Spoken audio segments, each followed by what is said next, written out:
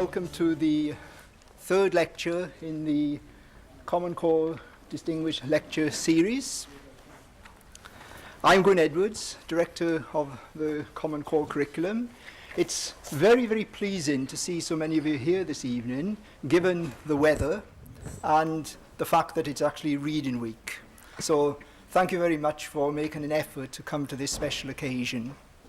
I'm now going to call upon Professor Joseph Chan, who is the Deputy Chairman of the Common Core Curriculum Committee, to introduce this evening's speaker. It's my great honor to introduce our Common Core Distinguished Lecture Series speaker tonight, Professor Harry Lewis. Harry, if I may, is Gordon McKay Professor of Computer Science in the School of Engineering and Applied Sciences at Harvard University. Harry has a long relationship with Harvard and computer science for almost half a century. He first entered Harvard as an undergraduate student in 1964, if I'm correct, and fell in love with computer programming when he discovered it. He earned all his degrees from Harvard and all in applied mathematics.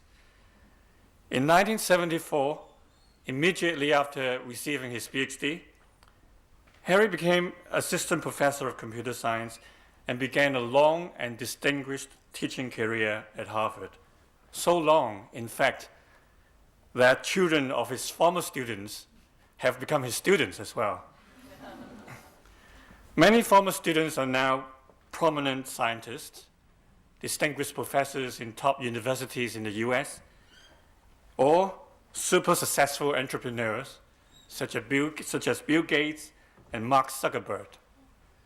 It seems that Harry played some part at the birth of Facebook, according to the story circulated on the internet.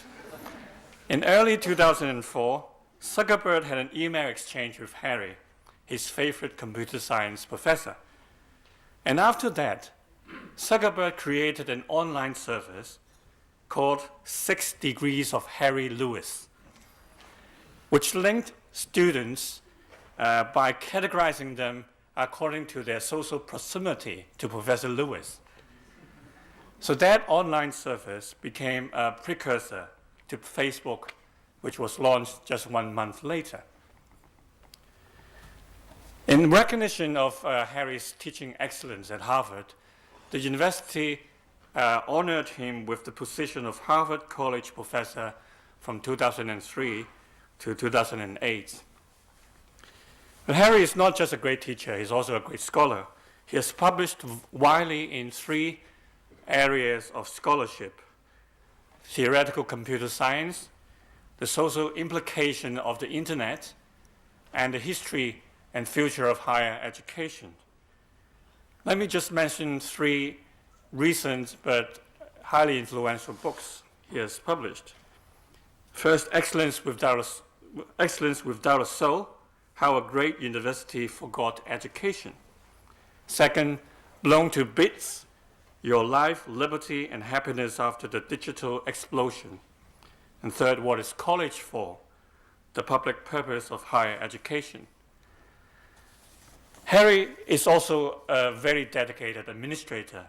He served for almost 8 years from 1995 to 2003 as Dean of Harvard College, who look after non-academic undergraduate experiences at Harvard. As Dean of College, he was also involved in the Committee on General Education of the university, and therefore got involved in the recruitment, in the evaluation and selection of general education courses. So Hong Kong U is very fortunate to have been able to involve him in the development of our own general education courses, which we call Common Core Curriculum. He has given us much invaluable guidance and advice on the design of the curriculum. And now, with this role of being the external examiner of the entire curriculum, he will continue to give us important guidance. The titles of today's lecture is Excellence with a Soul, the Mission of Undergraduate Education, which echoes his book, Excellence Without a Soul.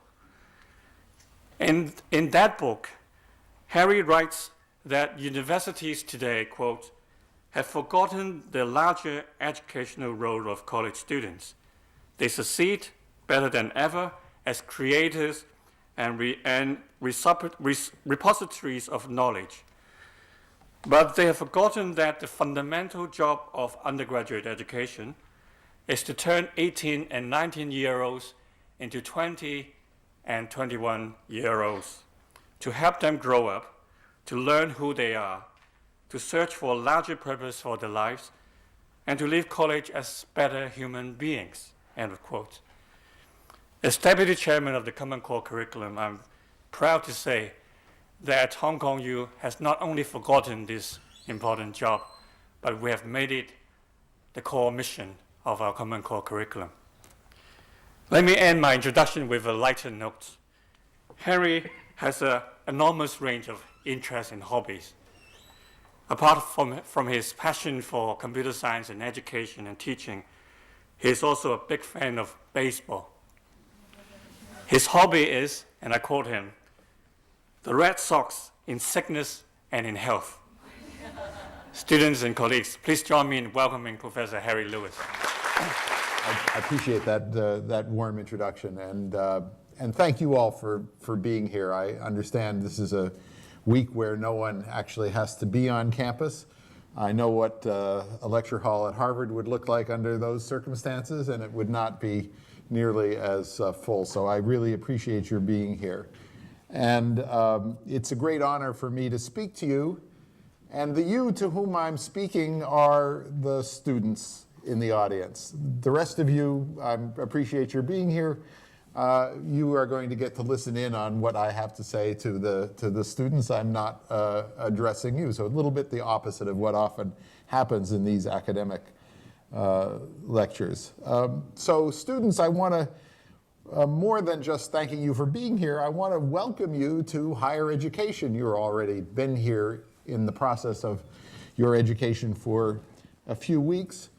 But I remember how exciting it is. I remember sitting in a welcoming lecture like this at Harvard when I was a freshman 48 years ago, and I hope you're feeling the same kind of thrill that I felt then, you know, the feeling that I was at the beginning of a great adventure, because you are at the beginning of a great adventure. So my job today is to tell you why you came to the university. A great university like this is great because it presents so many opportunities. Of course, you'll have assignments to do, you'll have marks to compete for, but in spite of that, you will have incredible freedom here. You need to figure out what you're going to do with all those opportunities and all that freedom. I think maybe that's going to work better if I do that. What you're going to do with all the opportunities you have and all of the freedom you have to choose among them. If you use your time well while you're here, you will change. You will change more than you ever changed before. Not only that, you'll change more than you ever will have an opportunity to change again. You will finish growing up here. And that process will involve a change of attitude about the world. Thus far in life, you've done well by doing what you were told to do, and you've been rewarded for it. You'll leave here wanting to pursue your own ambitions in your own way, and those ambitions may not even be the ones that you think they are right now. At a minimum, you will have to get used to the idea that you are no longer going to be told what you are expected to do. You will have to figure out for yourself how to use your freedom. Now, if you don't want the freedom, and you don't want to change along the way, you have an alternative. If you just want some information, some facts and figures, some book learning, as we used to call it, there are alternatives. If you don't care all that much about independence and the freedom to change, I have some advice for you. You should stay home and take internet courses. Now, I'm not here as a Harvard salesman, but my university offers some very good internet courses. You should try our intro computer science course. CS50X, it's a great course. And if you mention my name, you can take it for free. Actually, you can take it for free even if you don't mention my name. You'd learn a lot from taking CS50X, but it wouldn't change you the way your education here can change you if you let it. Now, that prospect of change should be exhilarating, but it can be scary in practice. After all, most of you probably like yourselves just the way you are. I'm sure your mothers and fathers like the sons and daughters they have and figure you can only get worse in university. But the issue is not whether to change or stay the same, but to do what we can to make sure that the changes are for the better rather than for the worse. Let me give you a concrete example. A lot of you will probably study some economics here. It's an important subject, an essential one for people going into business or government, but really for anyone who is going to be a citizen. There are some standard ways that economics is taught in most free societies. The first thing you learn is that a lot can be explained by assuming that people act out of rational self-interest.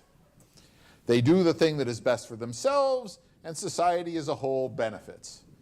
Pretty much every intro textbook has this rational self-interest theory as one of the things that it explains first. So here's what happens, it turns out.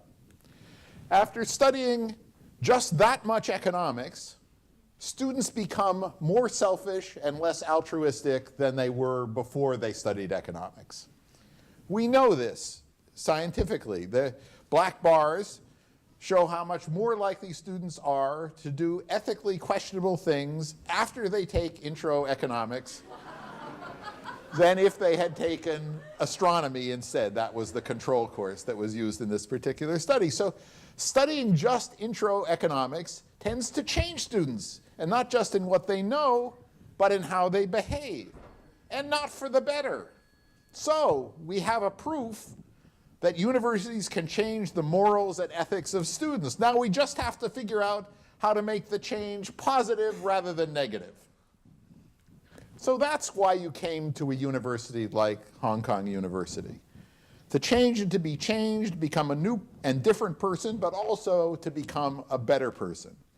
When you graduate, you will have a family resemblance to the person you are today. But you will be transformed in the way you see the world, the way you use the knowing and thinking and reasoning and moral parts of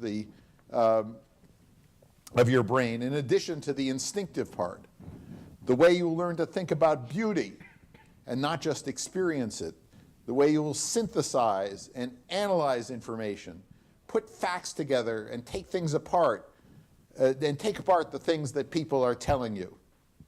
In other words, you go to university to become a mature, independent, sophisticated, rational thinker instead of just being a slave to what other people tell you the truth is. But also to become a better person, don't forget that. Now, you probably think you came here for a different reason. You probably imagine that you came here to learn things you did not already know. Truthful things, preferably. You came here to become a professional in law or business or medicine, an expert, to get inside information about your chosen field, and to get good at the skills practiced by the practitioners.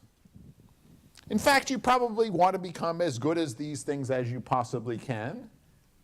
Oops, sorry, there we go.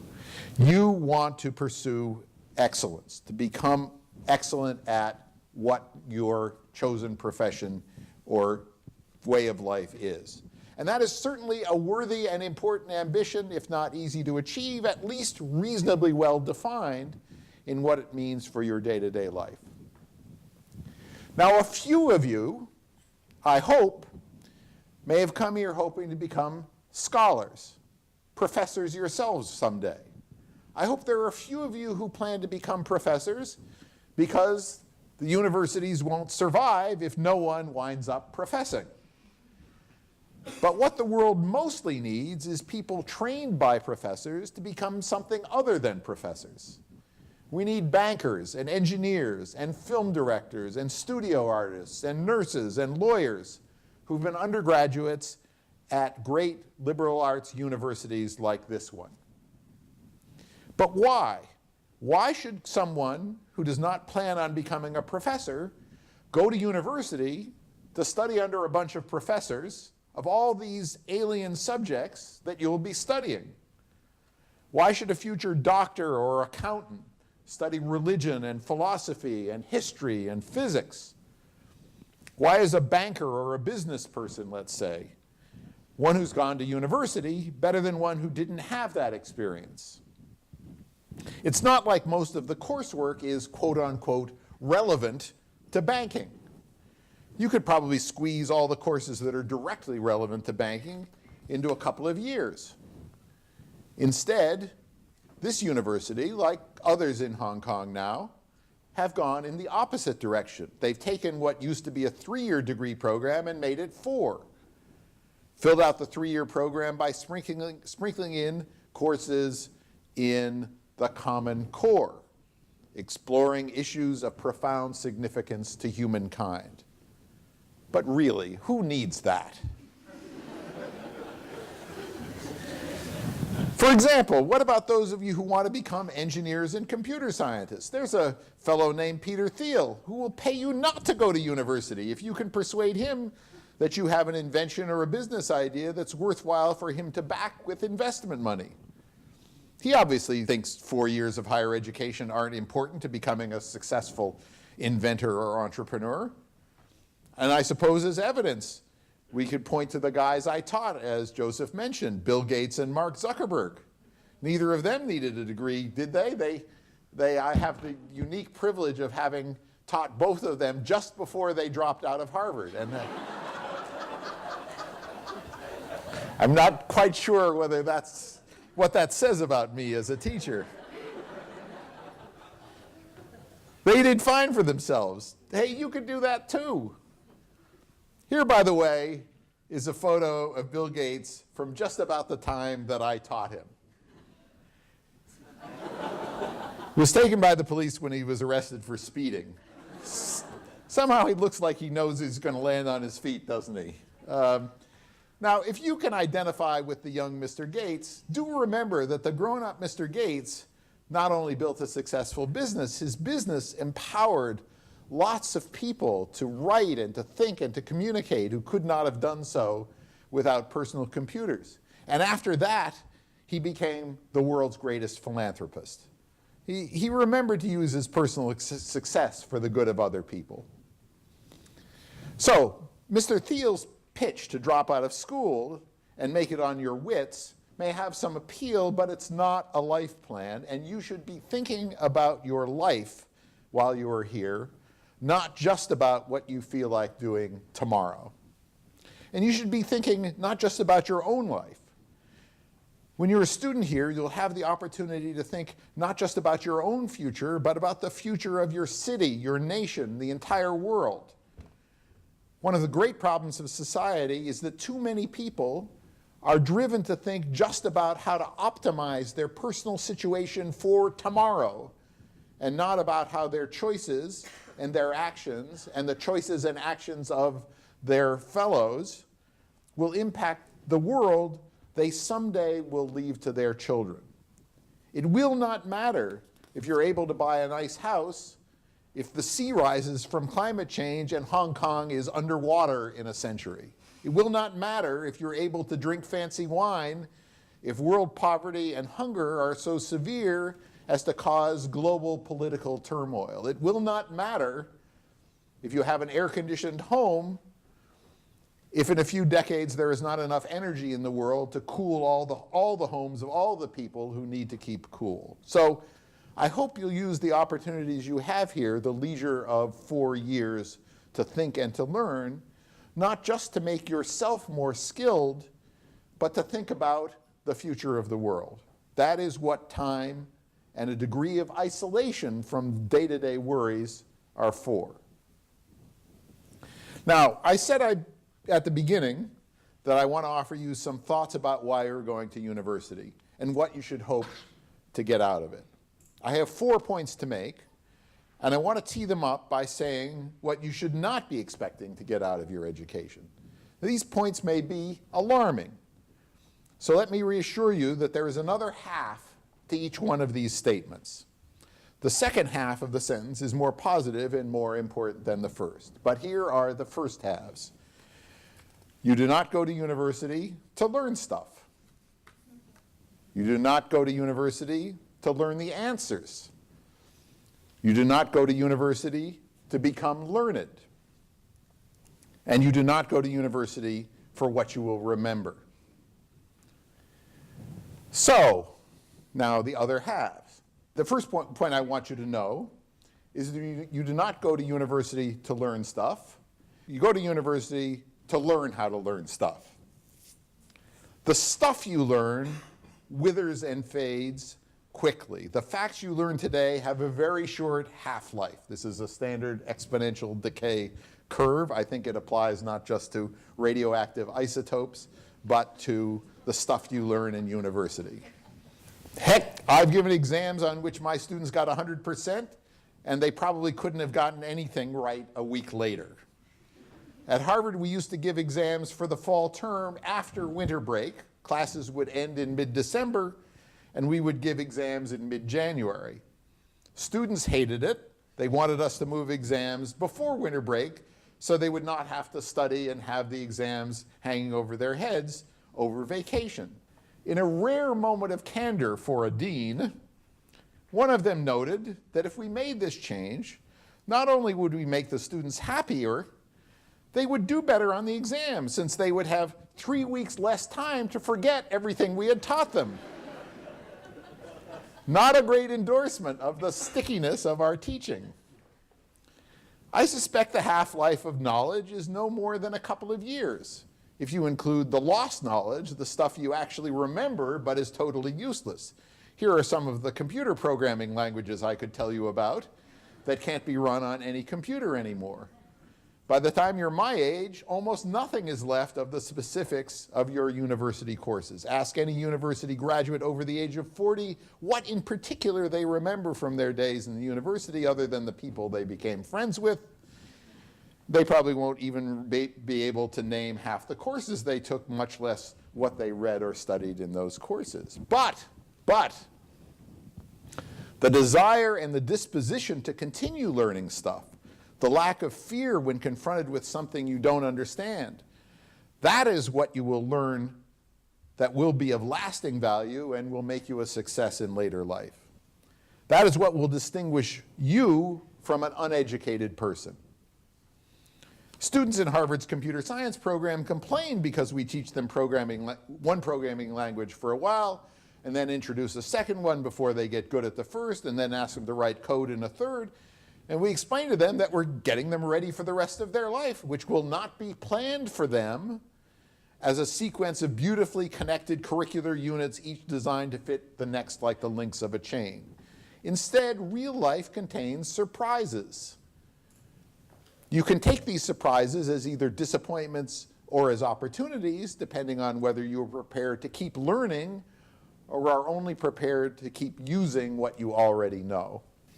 But Professor Lewis, you may be thinking it's fine to say that everything is connected to everything and we should be prepared to learn more about things that may affect us, but a lot of good it will do me if I can't get a job in the first place and I can't get good marks on my tests and I can't get into a good graduate school. And that's what I'm hoping to get out of my education, the information and skills that will qualify me for the next step in my life. And that would be a very natural reaction, and it is partly right, but it is mostly wrong. Or rather, mostly short-sighted in the way it can be a disaster only to look right around you when you are out hiking. If your field of vision is limited, you won't see the edge of the cliff coming. In real life, there are no warning signs like this one to tell you when you will have to wake up and learn new stuff.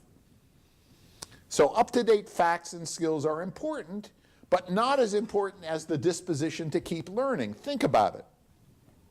Suppose you had to have brain surgery, God forbid, just trying to be dramatic here. Would you go to a surgeon who was just out of school and doing her first operation and say, I want you cutting into my brain because you just got out of school and haven't had time to forget anything you learned. I don't think so.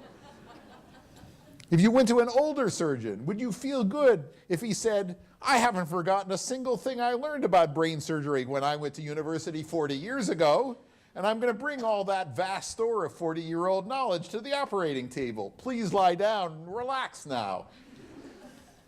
I don't know about you, but I would run for the door. What you want is the person who is continually up to date. Of course, the professions have continuing education requirements to make sure that people keep learning to some degree, but the real professionals are the ones who have a habit of learning, who keep learning without being told that they have to keep learning. They're the ones for whom the joy and fascination of learning is built in. They're the ones with an open mind about what might prove to be interesting and important, even though it doesn't seem relevant right away. You want to take that attitude away from your university education. So that was my first reason to go to university, to learn how to learn. But real education instills something else other than the disposition to keep learning. You'd come out of this university having learned not the answers, but how to ask more questions. Anybody can learn the known answers to the known questions. In fact, a computer can, and increasingly will, do that for us. We use Baidu or Google for that already. You probably know about the Watson computer program that plays the game of Jeopardy better than people can. That could be on your smartphone in a few years. What makes your learning real and human and more than just proficient is if you can ask the right questions, not just give the right answers. If you take a course and you can't say at the end of it what more you'd like to know, then you haven't taken away from the course what you should have. If you don't know what is still interesting and puzzling, what big important questions remain unanswered, you haven't really been educated. Your professors may know the answers to the questions they asked you. That's why they're the ones standing up and you're the one sitting down, but only you can know the next questions. I mentioned Bill Gates had been a student of mine. In one course he took during his abbreviated career at Harvard, not my course, one of my colleagues, he studied computer operating systems. Even in 1975, this was a very well-developed subject. And there were huge computers with disks and tapes, and all the technology and software for keeping all that stuff running in a coordinated way was very sophisticated, the subject of many PhD theses. Gates, as a freshman, asked whether that technology could be transferred to the little tiny microprocessors that were just beginning to appear on the market. It was a silly question. The obvious answer was, of course not. The first actual computer with a microprocessor did not even exist. And when it did, it wouldn't have a disk or any other form of storage. And his professor, whom I shall not name here, told him, our big, powerful, room-sized, time-shared computers will continue to evolve and grow and get bigger and more complicated, and there are many important PhD theses waiting in the future for students who will do what I say and study the questions that I want studied. Gates did not listen to this professor. Well, he listened well enough to answer the professor's questions. Gates did okay in his courses, and you should too. I am not advocating anarchy here. But though Gates gave the right answers to the questions we asked him, he did not accept what we thought the right questions were. He asked his own questions and then answered them and changed the world. This is the code he was writing for a microcomputer that barely existed at the very time his professor was telling him it was a waste of time. I could actually tell you a similar story about Mark Zuckerberg. I could fill in the details of the 6 Degrees to Harry Lewis story.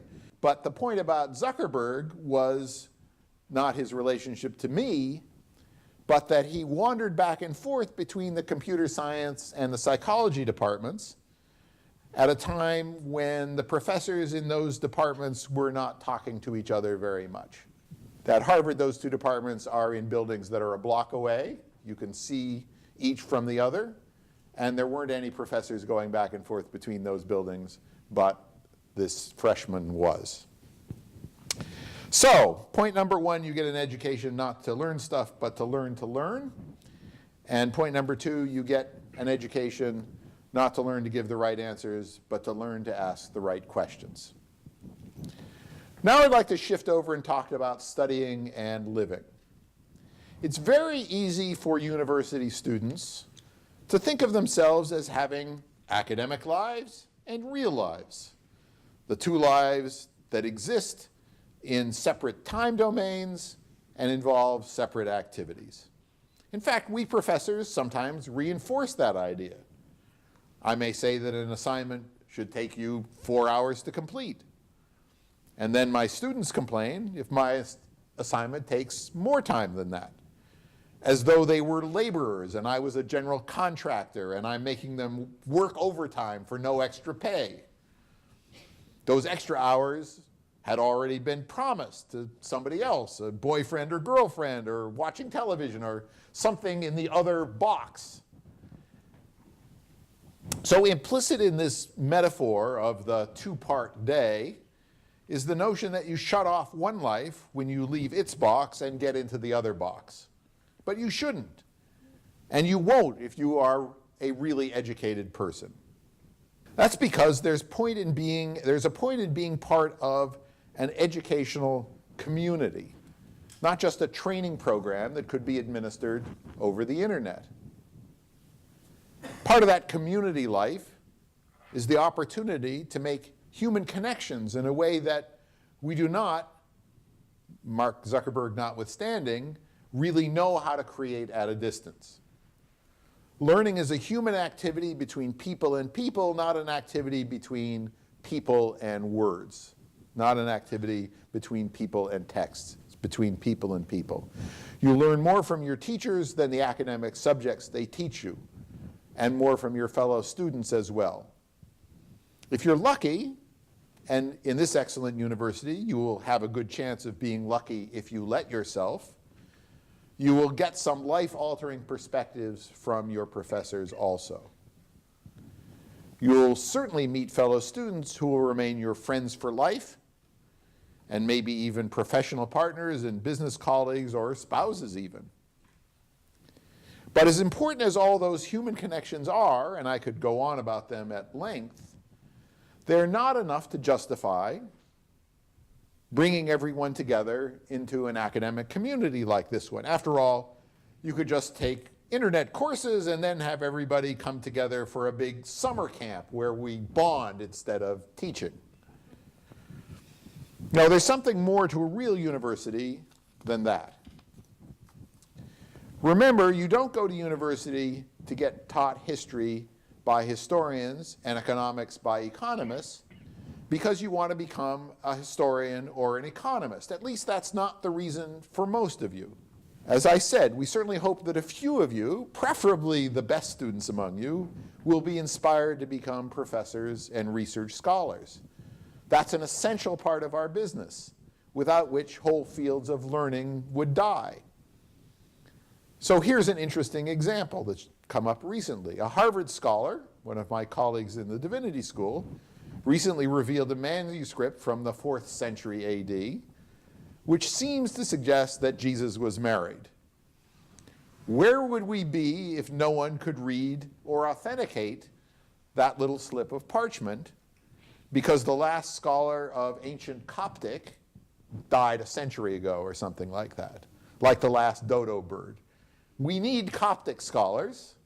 We just don't need very many of them. Now, those of us who have chosen this sort of career know that our job is more important than reproducing just more of our own kind. So my third point is that the reason to study under scholars is that we want you to take away something else. Not learning itself, which, as I said, you will soon forget, and which may not even be relevant for very long. What you want to take away is what Woodrow Wilson, when he was president of Princeton University, called the spirit of learning. Wilson went on to become president of the United States during the First World War.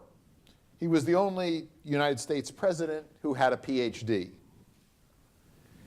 I have a very hard time imagining American voters electing anyone with a PhD today, but that would be a subject for another day.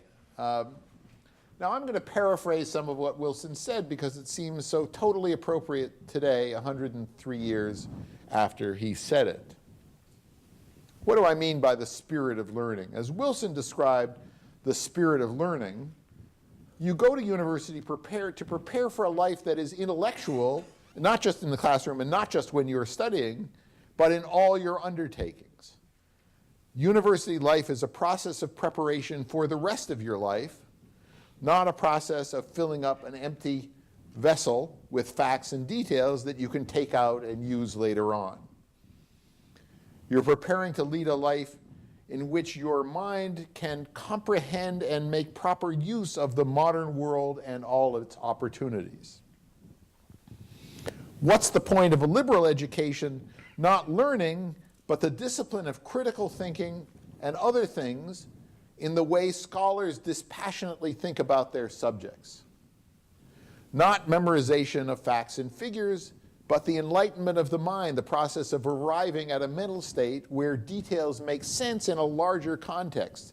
That is, people reveal themselves as educated by their point of view, their attitude toward life and their way of thinking. Educated people think fairly and dispassionately, even about things that they actually care about with great passion.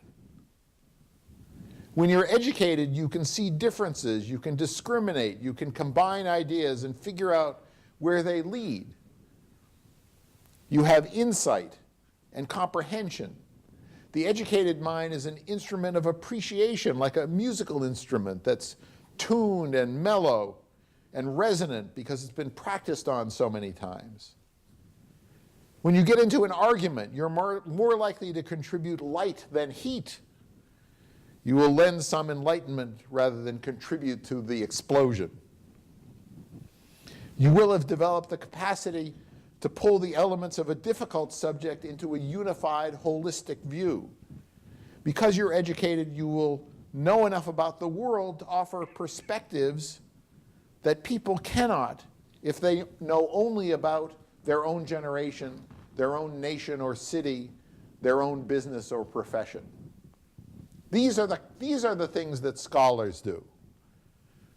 They're what you are trying to achieve by spending 4 years in this university, some of it devoted to learning about places and people and ideas that do not come naturally to you, things that have no obvious bearing on your career plans. Even when you've forgotten all the facts and figures, you will not have forgotten how to distinguish good reasoning from bad reasoning. You will not forget how to digest and interpret evidence. You will not forget how to observe broadly with a presumption that there is nothing that is not worth noticing and thinking about. You will prefer nonpartisan points of view to those that are prescribed by some authority that represents or claims to represent one or another political, religious, ethnic, gender, or other special interests. You'll become addicted through the joy of practice to clear and logical thought processes. And you will instinctively interpret what you are told rather than stick slavishly to the letter of the argument.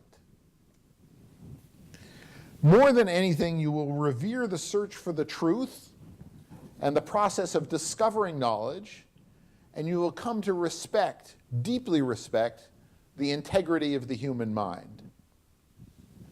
You will come to appreciate in a way no pre-university schooling can teach you that freedom of thought and freedom of speech are your most precious assets and instruments, and you will learn to use them well. I cannot stress this last point enough.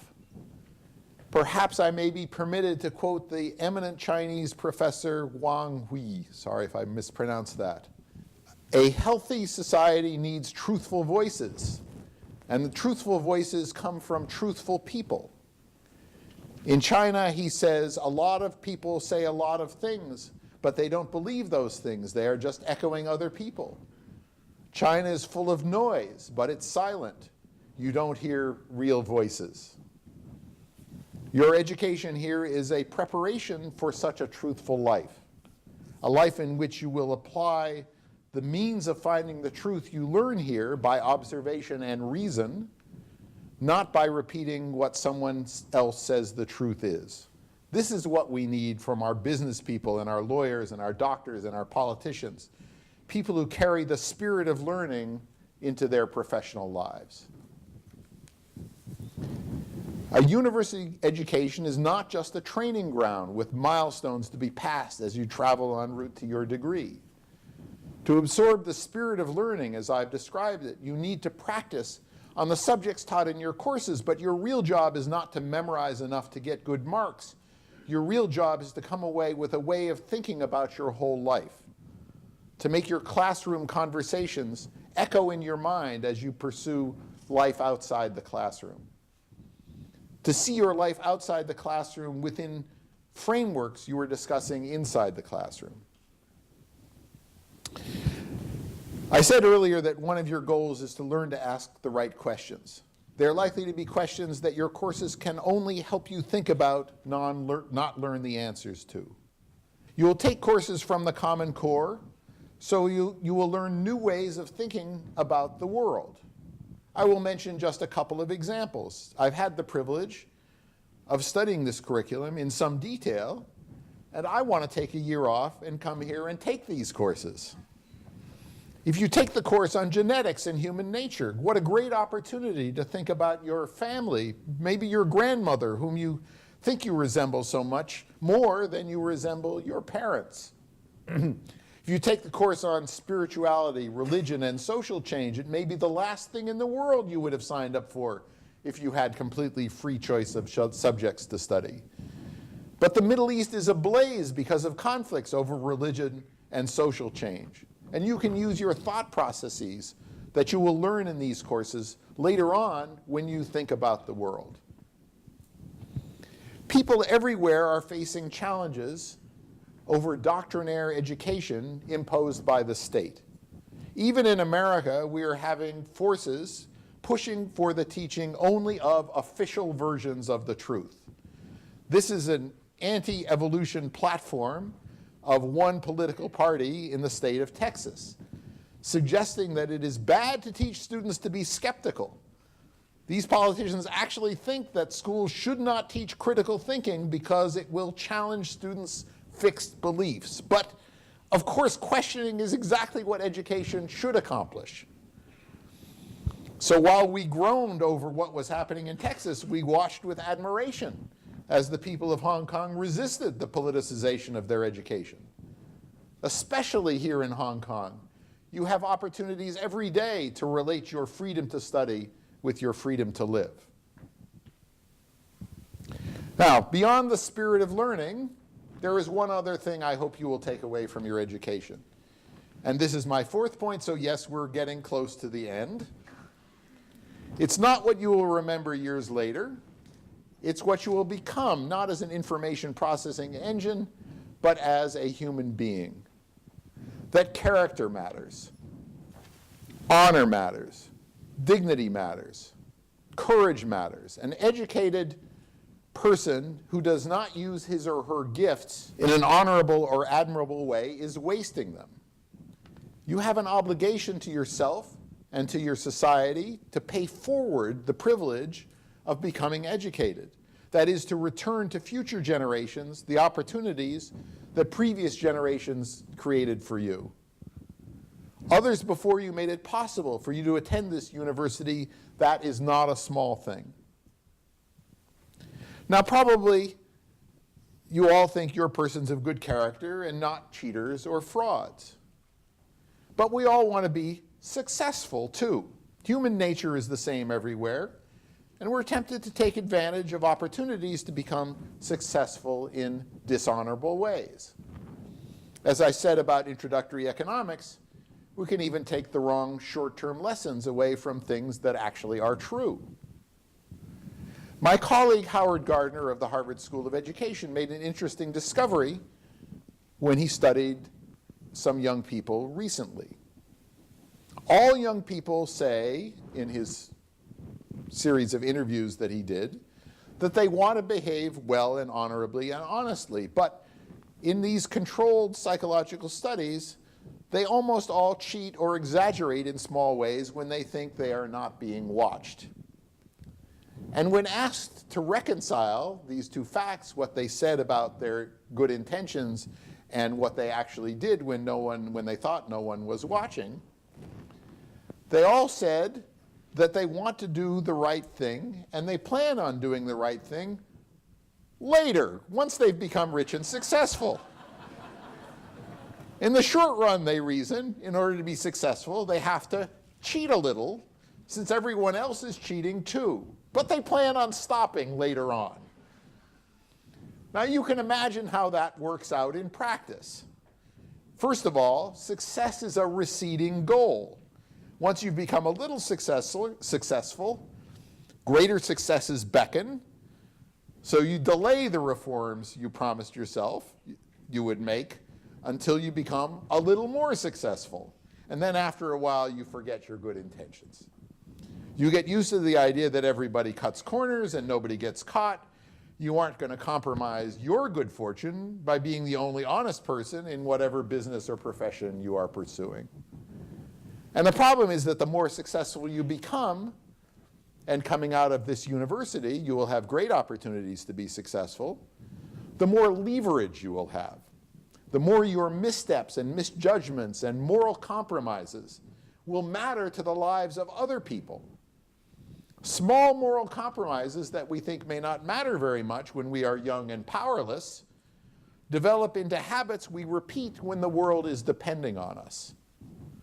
Some powerful people made very big mistakes during the global financial meltdown 3 years ago, mistakes that had catastrophic consequences for many much humbler people in the world. Someone I know who was in the middle of this all said this about one of the people whose misdeeds caused the mess. I don't think all these people start off as evil creatures, but you get into this environment like we were in Wall Street and Enron, and it's so much stuff thrown at you, if you don't have your head on straight, you can get totally lost. Actually, she didn't say totally lost, but this is being recorded and webcast, and you're all a bunch of nice, polite people, so I probably shouldn't say exactly what she did say. So remember to keep your head on straight, as my friend said. Remember to learn from your studies what that means. I want to point out this slippery slope because if you let yourself slide down it, you will dishonor not only yourself, your family, and the institutions, including this university, that have put you on the road to success. You will not have absorbed the spirit of learning. You will not have taken the lesson that your first obligation is to the truth, to control your instinctive urges and passions and wishes and ambitions and what you hope the answer will turn out to be, even though you don't really know whether that's what the answer will be. For an educated person, the pursuit of the truth comes first. In a word, the spirit of learning that you are to acquire at the university is a moral mission. A scholar might hope that a scientific experiment on the efficacy of a cancer treatment, say, will turn out one way rather than another, but she cannot fudge the data and tell herself that she will do her experiments more honestly later on once she is famous and has tenure. My colleague at Harvard, Professor King, who revealed the 4th century fragment with Jesus talking about his wife, was asked about the possibility that it was a fake or a forgery. And she explained the care she had taken to authenticate it. And though the press wants to claim more than anyone really knows about it, she keeps explaining that it doesn't prove anything about Jesus. It was written 350 years after the time of Christ. That's like something written today about someone who had lived around 1650. But then she went on to say something very smart. She said, "This is not a career maker," said King, "but if it's a forgery, it's a career breaker." So that's an attitude of honesty and humility and reserve that defines the spirit of learning and that you need to carry out of the university into your worldly affairs. So by all means, use your time here to excel, to develop expertise in your own chosen field, become as skilled and proficient as you can in preparation for the next stage of your life. But in all your courses, watch for lessons about how others have lived their lives, for better and worse, and about how you should live yours. Being ambitious is good, but in real life, character matters more than ambition. That can be hard to remember while you're studying for exams, but what people will admire and respect you for are your traits of characters, not your capacity to recite facts and figures. In every subject you will be studying, there are lessons about people in their lives, lessons that can be important for the way you live your life, lessons about human resiliency, dignity, integrity, resourcefulness, fairness. I'm a computer science professor, so I hope I may be forgiven by giving an example from my own field. This is the 100th anniversary of the birth of Alan Turing, the modern founder of the field. He proposed what is now known as the Turing test to determine whether a machine can think. Now more than ever, we should be asking ourselves about the uniqueness of the human spirit and what decisions can and should be given over to automation. Did the Watson computer I mentioned earlier really know anything? Did it know it had won the contest? These are philosophical as well as technical questions. But in a sense, philosophy is but another kind of technical training. Computer scientists and others who study the field should talk not just about Turing's ideas, but Turing's life. Turing gave up mathematics for a time to devote himself to the service of his nation during World War II. But his life ended tragically by suicide when he was only 41 years old after he was arrested for homosexuality, which was a crime in Britain at the time. One of my colleagues, a former student who is himself a computer science professor, told me that last summer he visited a conference in England that was devoted to a retrospective on Turing and said it nearly brought him to tears to think about the significance of all that confluence of intellect, history, and life. That is what you want to take away from university, a sense that human knowledge, human life, and human progress are all tied up with each other, and that you're in the middle of it all, not observing it from the outside. Every subject presents its opportunities for thinking and talking about how you should live your life and how you can take what you've learned and use it to make a better world. Every day's news stories presents opportunities for reflection in the spirit of learning with which you will be studying in your courses. Thank you for listening. So here, by way of review, are my 4 points for going to university. 1, not to learn stuff, but to learn stuff. 2, not to learn the answers, but to learn to ask the questions. 3, not to become learned, but to acquire the spirit of learning. And 4th, not for what you will remember, but for what you will become. My very best wishes for you for the next 4 years and beyond. Thank you.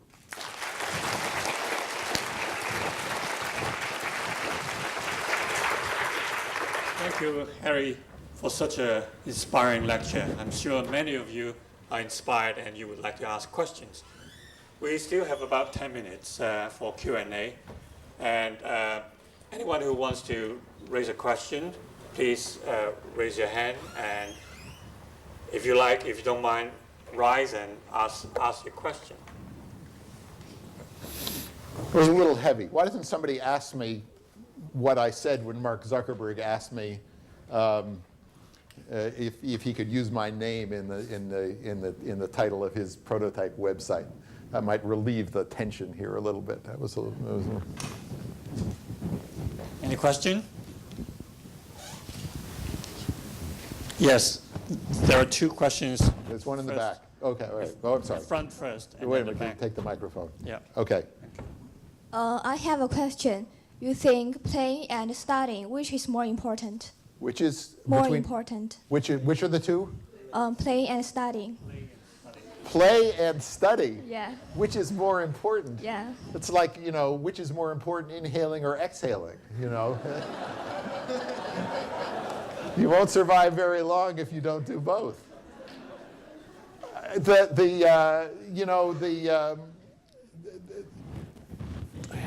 Play. I wouldn't pick the word play. I mean, I believe in play, but what I more believe in is time taken away from study where you can subconsciously process not just what you're studying, but everything that's going on in your life.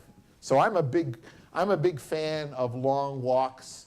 And what I mean by a long walk is one where you take your smartphone and leave it in your room. Not, 10 steps, read the text, 10 steps, take the read. No, it's one where you just process what's already inside your brain.